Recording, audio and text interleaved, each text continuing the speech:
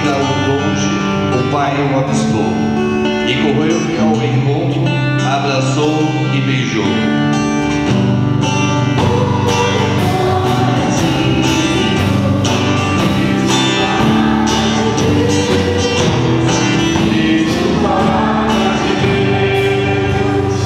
O Senhor esteja convosco. Ele está no meio de nós. Proclamação do Evangelho de Jesus Cristo segundo Lucas. Glória a vós, Senhor. Naquele tempo, os publicanos e pecadores aproximavam-se de Jesus para o escutar. Os fariseus, porém, e os mestres da lei criticavam Jesus. Este homem acolhe os pecadores e faz refeição com eles.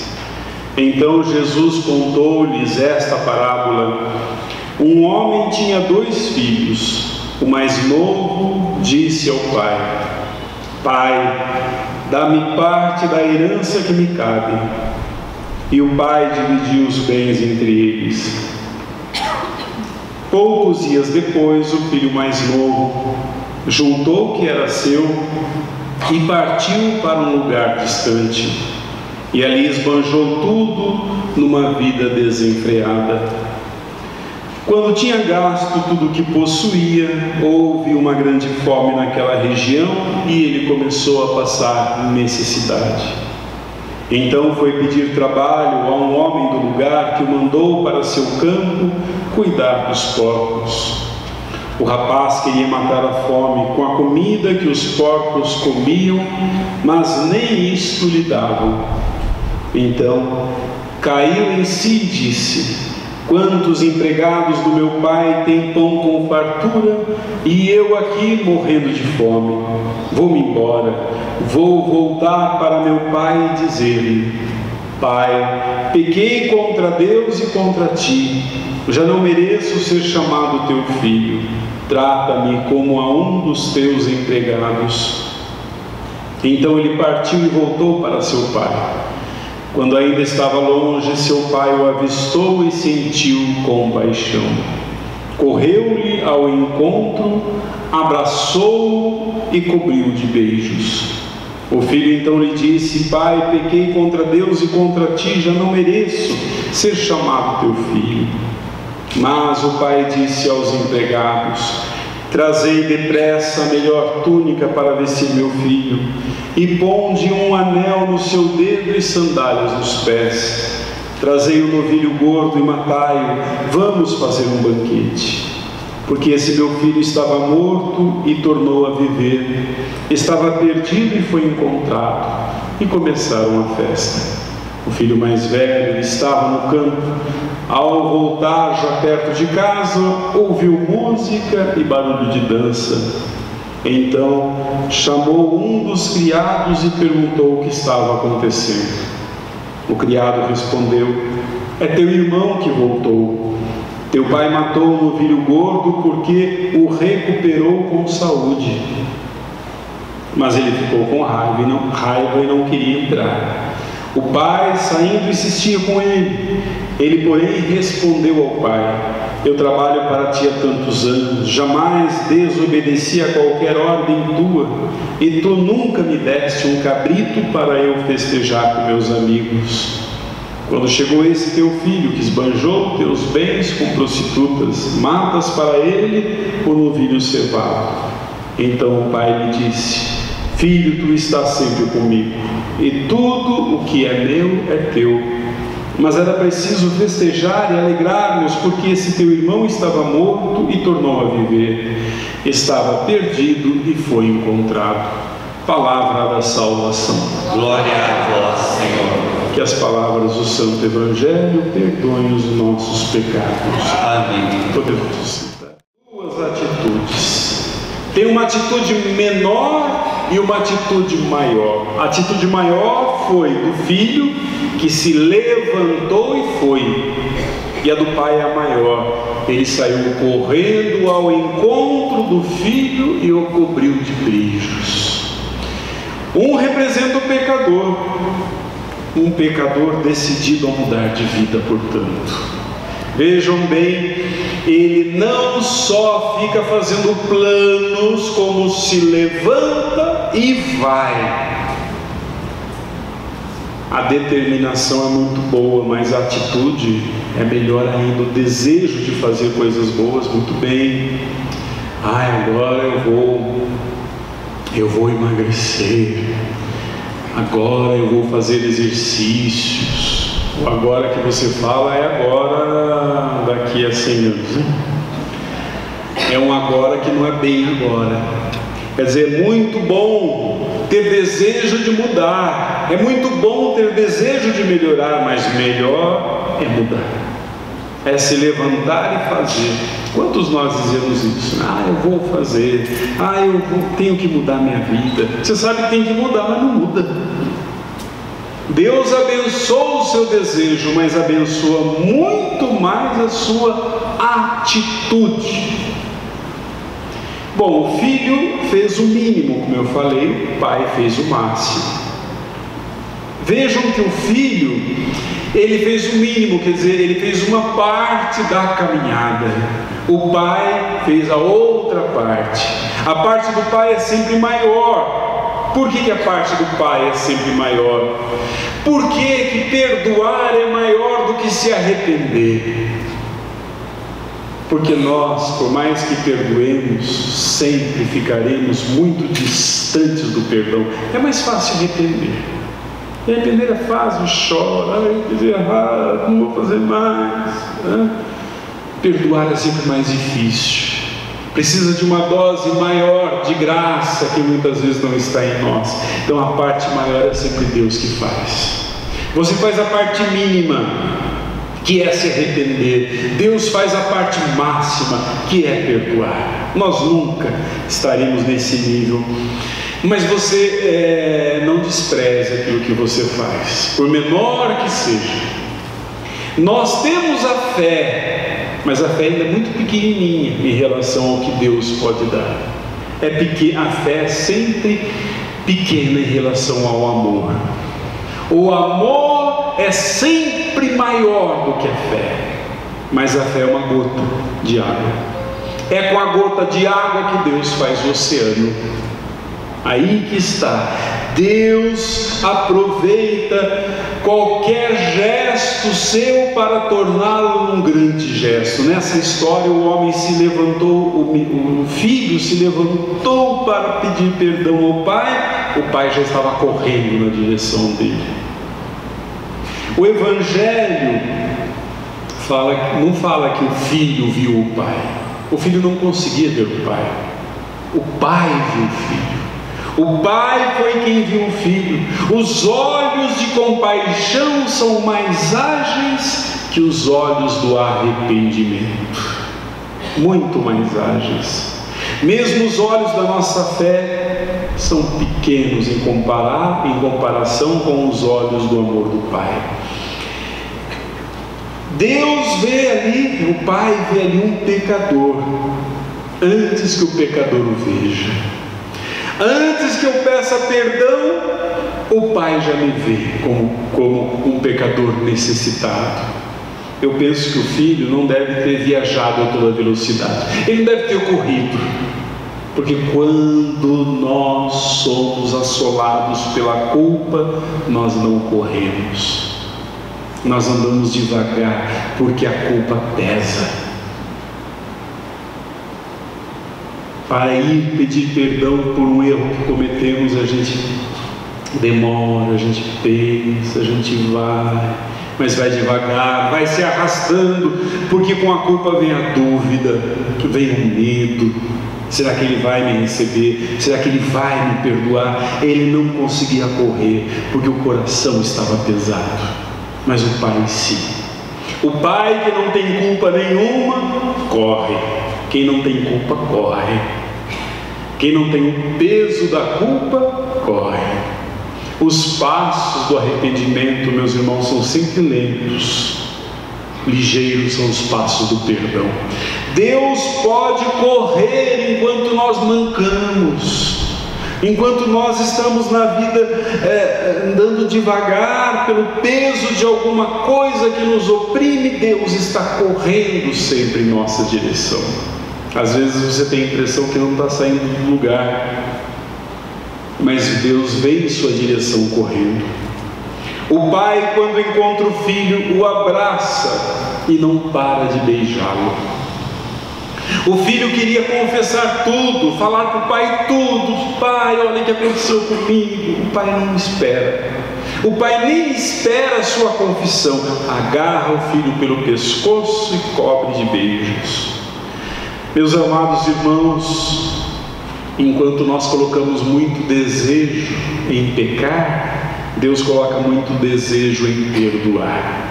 Enquanto um preparava a boca para confessar, o outro preparava a boca para beijar. Veja que contraste. Havia um filho que nem pensava em abraçar o pai. Ele queria chegar e se jogar aos pés do pai. Mas havia um pai que queria abraçar, que queria receber. Jesus quer que imaginemos Deus, meus irmãos. Assim é Deus. Estou falando de Deus. Deus Todo-Poderoso sentado em seu trono. A única vez que Ele deixa o seu trono real é quando encontra um pecador necessitado de perdão. Ele sai do seu trono abraçando o pecador, recebendo-o em seus braços. Quem pode imaginar uma cena destas? Não podemos imaginar, mas podemos experimentar. Podemos sentir os braços de Deus em torno do nosso pescoço, sentir o seu beijo em nossa face. Quem puder sentir isso é mais sábio do que os letrados. Os teólogos ficam procurando jeitos de explicar Deus. As pessoas que experimentam o perdão, elas não precisam explicar nada, elas experimentam. Elas sentem no seu coração que Deus é esse. Meus amados irmãos, o pai viu o filho. Eu vou repetir: o pai viu o filho. Isso é muito importante. Algumas palavrinhas muito curtas. O pai viu o filho. Tem força essa palavra. O pai viu a situação do jeito que ela se apresentava. Aquela situação é aquela situação. Deus não fica imaginando naquela situação uma coisa melhor. Ela é daquele jeito. Que situação é essa? Viu o filho. Viu as roupas, aliás, os trapos que o filho vestia. Ele viu a sujeira da cabeça aos pés, as mãos sujas, os pés sujos, o cabelo despenteado. Ele viu o olhar perdido, o olhar sofrido daquele jovem. E assim Deus viu o seu passado, viu quem o filho se tornou. Mas melhor ainda, Deus não vê o que você se tornou tanto. Deus vê mais ainda aquilo que você pode se tornar. Isso é muito importante.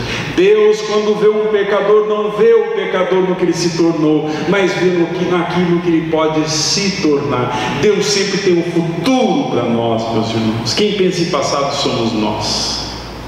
Deus não pensa no nosso passado, Deus não aponta o nosso passado, Deus aponta para nós sempre o futuro, o que você pode se tornar. O pai viu o filho, então ele olha, meus irmãos, de uma maneira particular. Deus tem uma maneira muito particular de nos ver. Ele olha no nosso lado mais profundo. Ele não tem um olhar rápido para nos olhar, como nós olhamos as pessoas, um olhar rápido e julgador. Não, Ele nos vê como se fôssemos feitos de vidro. Ele vê todo o nosso presente, nosso passado e nosso futuro.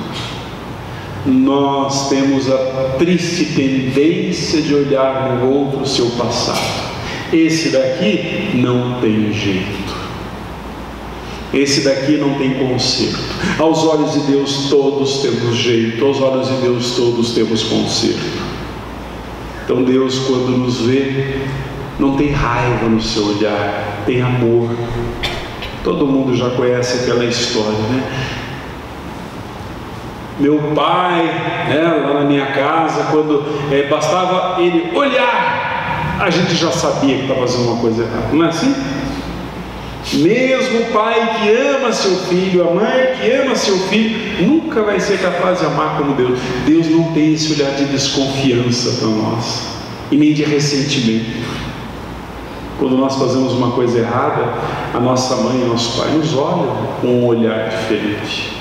Deus não tem olhar diferente, só tem um olhar terno e cheio de amor para nos olhar. A parábola deixa muito clara a culpa do filho. O filho é culpado. A parábola está mostrando isso. Mas isso não passa pela cabeça do pai. Tudo que o pai vê é pobreza, é degradação, é rosto cansado, sofrido, aquele filho magro, maltrapilho. Tudo isso toca o coração do pai, meus irmãos. O pai fica tocado com a nossa condição. Se nós não nos tocamos, o pai fica tocado. O pai não quer saber o que o filho fez de errado. O pai fica tocado por aquela imagem. Deus, quando nos vê, não vê o pecado que carregamos, mas o que o pecado deixou em nós. Esse pai da parábola não viu o pecado do filho, viu que o pecado deixou no filho, magro, triste, abatido, caído. Deus é sempre lento para a ira, diz o salmista, e sempre pronto para nos abençoar. E o pai então beija o filho muitas vezes, enche de beijo. O que significa isso? Encher de beijo? Ele não foi econômico, né? 3 beijinhos para cada, nem beijinho de ombro. Deus encheu o pecador de beijo. Significa que Deus faz uma restauração completa no ser humano. Deus nos quer restaurar completamente. O filho estava pronto para dizer assim: pai, não me trate mais como filho, me trate como empregado, porque é isso que eu sou. Me dá um pano para lavar a latrina, que é isso que eu mereço. Eu não posso mais ser chamado teu filho. Ele estava pensando isso e falava para o pai. Os beijos do pai calaram as palavras de arrependimento do filho. O beijo o restaura. O rosto do filho agora esboça um sorriso. Os seus olhos voltam a ficar iluminados. Ele estava morto e reviveu, nos diz a parábola. Por quê? Porque o beijo do pai restaurou o filho sofrido. Meus amados irmãos, convoco todos vocês a experimentarem Deus assim. Ao verem as pessoas todas que estão à nossa volta, indignas de perdão e de restauração, a vê-las com os olhos do Pai, que não vê o pecado de ninguém, mas vê o que o pecado deixou, e é assim que nós sentimos compaixão. Fechemos os nossos olhos diante do Senhor, e na sua presença peçamos também, como nós cantamos hoje: cura, Senhor, cura lá onde dói no meu coração. Cura-me, Senhor, porque sou pecador.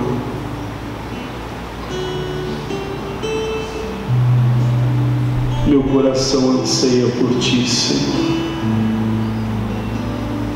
e sei que o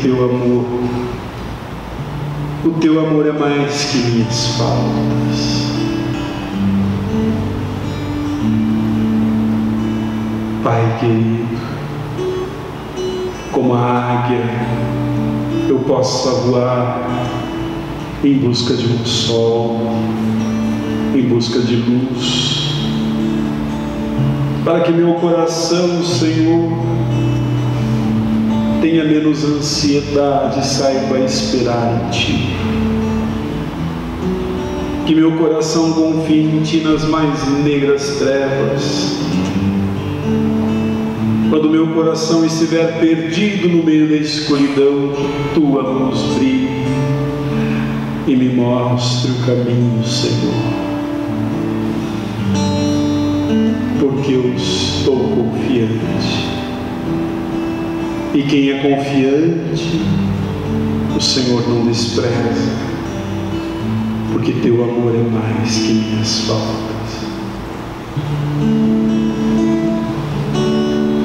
Como uma águia voa alto em busca de um sol que brilha mais, assim meu coração por ti anseia. Quero levantar a ti meus olhos, confiante que não vais me desprezar, pois teu amor é mais que minhas faltas. Comigo estás, comigo estás, comigo estás, e confio que para sempre estará. Comigo estás, comigo estás, comigo estás, e confio que para sempre estará. Como uma águia voa alto em busca de um sol que brilha mais, assim meu coração por ti anseia. Quero levantar a ti meus olhos, confiante que não vais me desprezar, pois teu amor é mais que minhas faltas. Comigo estás, comigo estás, comigo estás, e confio que para sempre estará. Comigo estás, comigo estás, comigo estás, confio que para sempre estará. Comigo está. Creio em Deus Pai Todo-Poderoso, Criador do céu